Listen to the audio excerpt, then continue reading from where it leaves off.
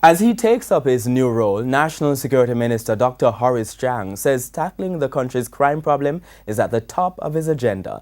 Dr. Chang says restoring the credibility of the police force is also one of his areas of focus. TVJ's Vashon Brown spoke with the new Security Minister today.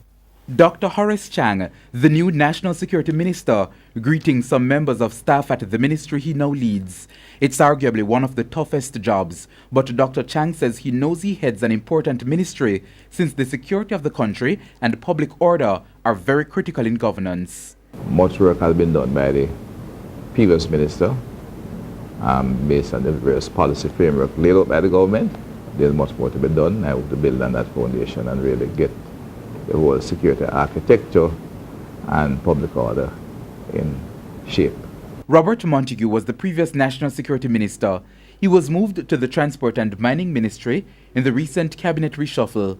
Dr. Chang says he has several areas of focus, including restoring the credibility of the police force and reinforcing professionalism in the force. And on the other hand, there's the current impact in terms of disorder in the community. We have to restore public order in all our spaces.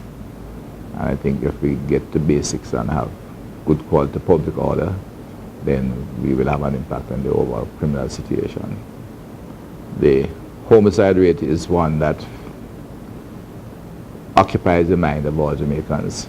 It's a real challenge, but it's a multifaceted problem. Dr. Chang points out that he will work with the leaders of the security forces to see what policy and programs need to be introduced and provide them with the necessary legislative framework to effectively do their jobs. I won't set the goalpost yet, but I'd love that within a reasonable time, the people of Jamaica feel more comfortable and feel safe in their communities, especially the urban communities.